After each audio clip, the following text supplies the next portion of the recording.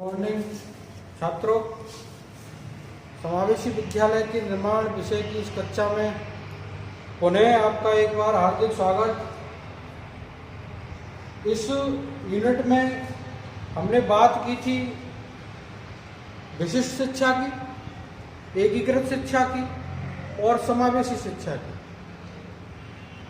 आपने विशिष्ट शिक्षा, एकीकृत शिक्षा और समावेशी शिक्षा इनका अर्थ, इनकी आवश्यकताएं, इनके उद्देश्य, इनके महत्व, इन सभी के बारे में आपने पढ़ा और जाना। यदि हम समराइज रूप से इन तीनों शिक्षाओं में थोड़ा सा अंतर देख लें तो उस अंतर से आपके मस्तिष्क में जो कुछ थोड़ी बहुत कन्फ्यूजन या भ्रांतियां जो रह गई होंगी कि तीन शिक्षाएं पढ़ ली और ऐसा है वैसा है, यदि आप इस अंतर को पढ़ेंगे तो वास्तविकता में आपकी समझ में ये आ जाएगा कि वास्तविकता में ये तीनों शिक्षाएं समाज के लिए, उन विशिष्ट बालकों के लिए विशेष जरूरी है।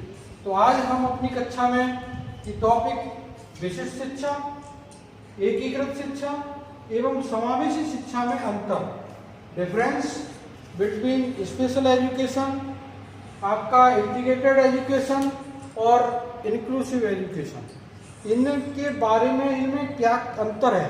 ज़्यादा अंतर नहीं है, लेकिन थोड़े थोड़े अंतर को यदि हम समझ लें तो आपने जो शिक्षाएं पढ़ी हैं उनको आप सही प्रकार से और अच्छी प्रकार से समझ पाएंगे। तो हम बात करें विशिष्ट शिक्षा की, स्पेशल एजुकेशन, आपने ये देखा कि यह शिक्षा अपंग बालकों के लिए प्राचीन धारणा है, क्योंकि हम ये मानते हैं कि विशिष्ट बालक तो बिल्कुल अपंग होते हैं, इनको तो बिल्कुल ही अलग स्कूल में या विशिष्ट विद्यालय में इनका प्रवेश दिलाया जाए।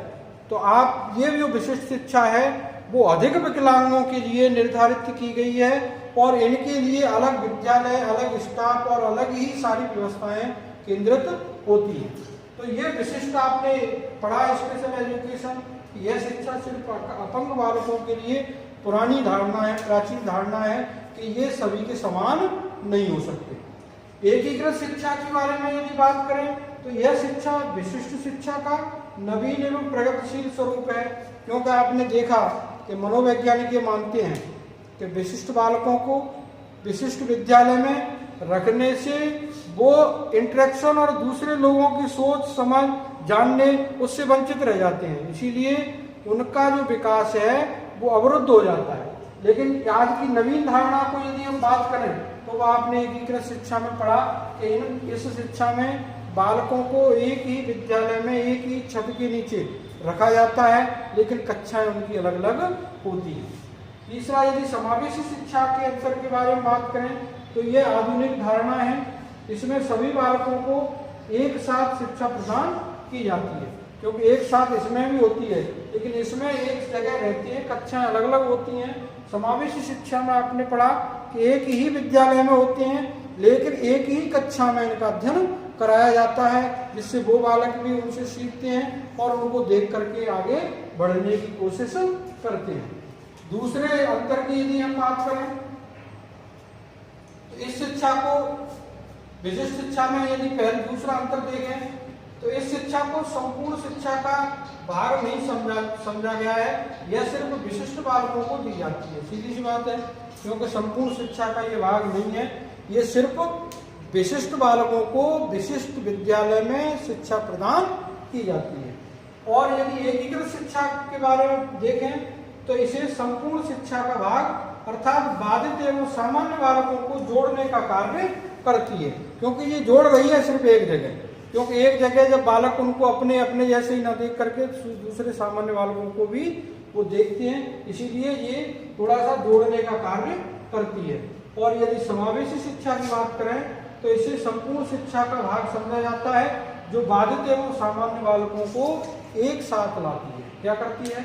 यानी यह शिक्षा सामान्य बालक और बाधित बालकों को एक साथ लाने का प्रयास करती है।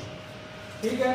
तीसरे अंतर की यदि हम बात करें तो विशिष्ट शिक्षा के लिए विशिष्ट विद्यालय एवं कक्षाओं को स्थापित करना पड़ता है। आपने ये देखा शिक्षा में पढ़ा तब भी ये देखा कि विशिष्ट बालकों के लिए विशिष्ट विद्यालय और विशिष्ट कक्षाओं को स्थापित करना पड़ता है और विशिष्ट विद्यालय और उनमें विशिष्ट ही बालक और विशिष्ट ही अध्यापक इनकी व्यवस्था इसके अंतर्गत की जाती है। और अगर एकीकृत शिक्षा के बारे में इसमें बात करें तो इसमें ऐसा करना आवश्यक नहीं है। इसमें विशेष स्थिति में विशेष कक्षाएं स्थापित की जाती हैं क्योंकि ये सामान्य विद्यालयों में सामान्य बच्चों के साथ मिलकर के पढ़ते हैं, लेकिन विशेष परिस्थिति में इनके लिए सिर्फ वहाँ कक्षाएं अलग स्थापित की जाती हैं। ठीक है। और यदि समावेशी शिक्षा की बात करें तो इसमें विशिष्ट बालक एवं सामान्य बालकों को एक ही कक्षा एवं शिक्षक के द्वारा शिक्षा दी जाती है। आपने भी पढ़ा कि समावेशी का मतलब क्या है कि उसी विद्यालय में एक ही कक्षा के अंदर उसी शिक्षक के द्वारा उनको शिक्षा प्रदान की जाती है। चौथे अंतर की यदि हम बात करें तो इस शिक्षा में चौथे अंतर में यदि हम विशिष्ट शिक्षा के तहत देखें, स्पेशल एजुकेशन के तहत देखें तो इस शिक्षा में विशिष्ट बालक को सामान्य बालक से क्या रखा जाता है, अलग करके शिक्षा दी जाती है। अलग करके ही शिक्षा दी जाती है क्योंकि इसमें विशिष्ट विद्यालय में सिर्फ विशिष्ट बालक ही रहते हैं। जैसे आपने देखा हो मयूरी मंद विद्या विद्यालय धौलपुर में है, उसमें सिर्फ विशिष्ट बालकों को ही प्रवेश और विशिष्ट बालकों को ही शिक्षा दी जाती है। तो इनको एक तरह से सामान्य बालकों से अलग करके विशिष्ट बालकों को शिक्षा दी जाती है।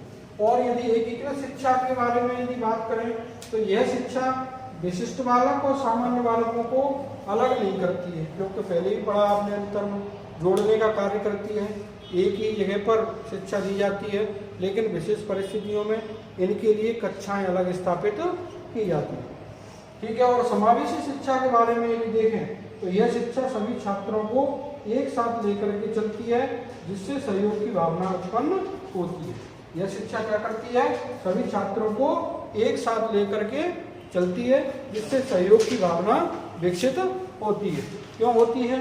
क्योंकि वहाँ सामान्य बालक और विशिष्ट बालक एक ही जगह पर एक ही कक्षा में अध्ययन करते हैं तो ऐसे बालकों को एक साथ लेकर के चलना पड़ता है और इससे सहयोग की भावना उत्पन्न